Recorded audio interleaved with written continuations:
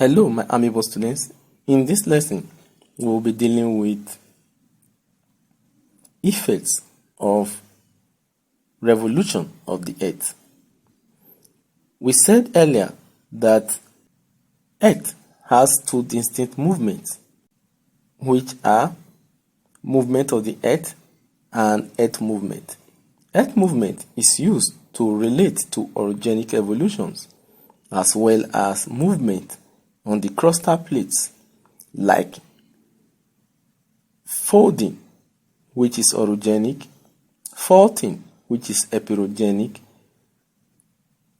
volcanicity, as well as earthquakes.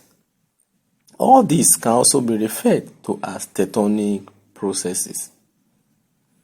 Movement of the Earth is the two distinct movements which the whole Earth engage in space and time.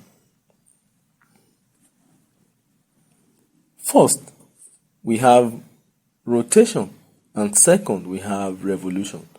So today we'll be talking about the effects of the revolution of the Earth. The first effect of revolution of the Earth is varying length of day and night, or changing length of day and night. Due to the Earth tilting on its axis to an angle of 23.5 degrees and the inclination of the Sun to the ecliptic plane, which is 66.5 degrees north and 66.5 degrees south, most places receive sunlight or sun rays and high solar energy throughout the year, which are places within the equatorial areas, because the limit of the Sun ends in Tropic of Cancer and Tropic of Capricorn, which is the only area where the Sun can be directly inclined to the surface, though in oblique rays.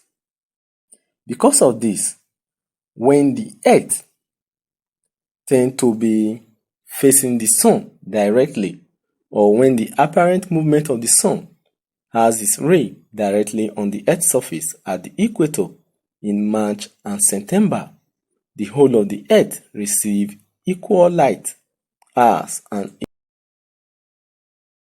equal dark hours, or hours of darkness and hours of daylight.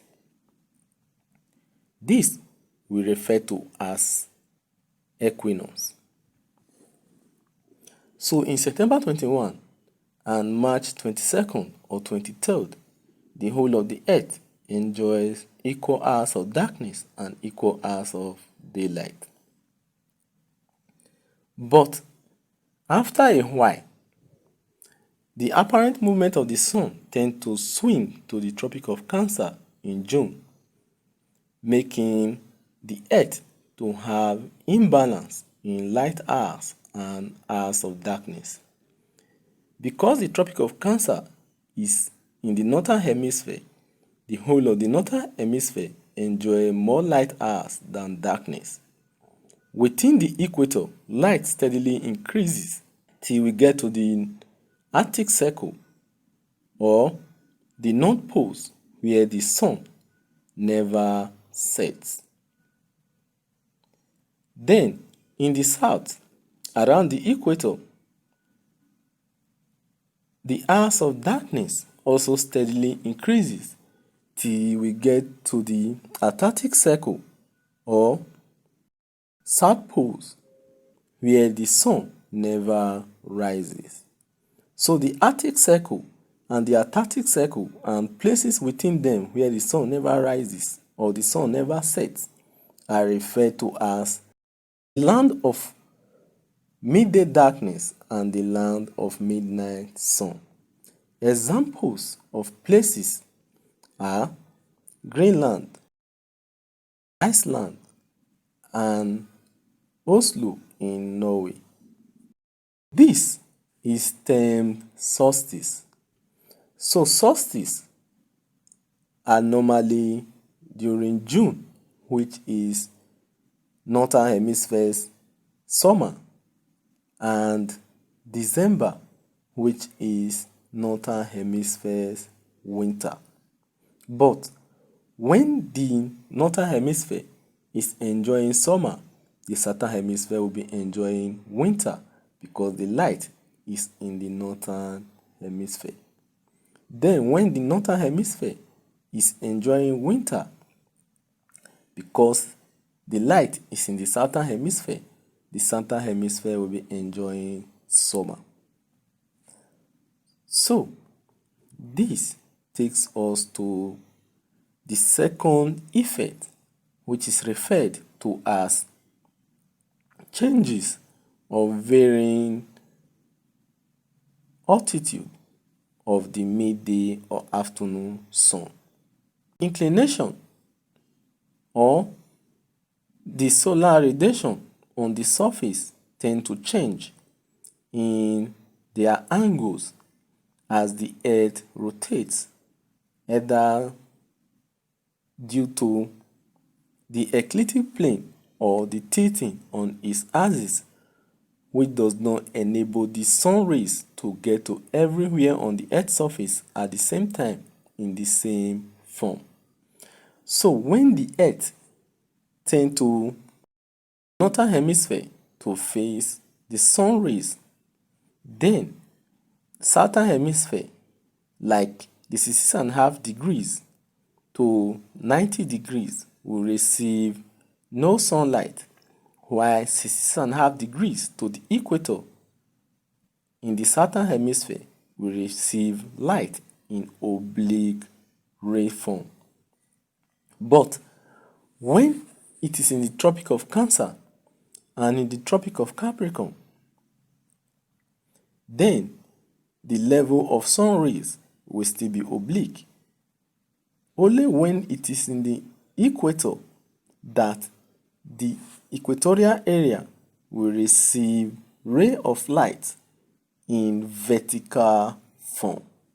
But the equatorial areas as well as the tropical areas always receive light forms that are nearly vertical or slightly vertical, ranging from 90 to 98.87 degrees, making the sun to be intense in certain times of the year.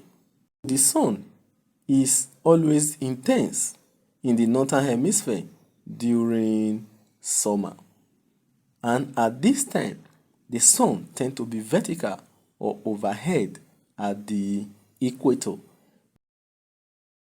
The rays of light in ecliptic plane to the polar regions, which is the Arctic Circle and the Antarctic Circle, are always oblique, making the sun to be negligent, especially in the Arctic region and Antarctic region, making these places to always be in ice caps and low surface temperature that makes precipitation to be in snow, frost, or other forms apart from rain.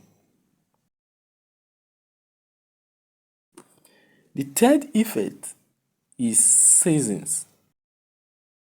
Within the ecliptic plane, which is 66.5 degrees to the polar region in 90 degrees north and south of the equator, places enjoy 4 seasons that are well marked and distinct from one another, though not very demarcated and distinct within the tropics and the equator.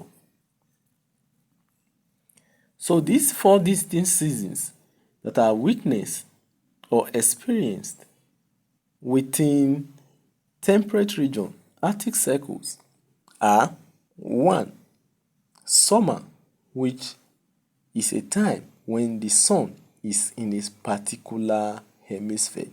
Such hemisphere experience summer because it is sunny and the surface is heated and lighted in good proportion, making the place to be windy.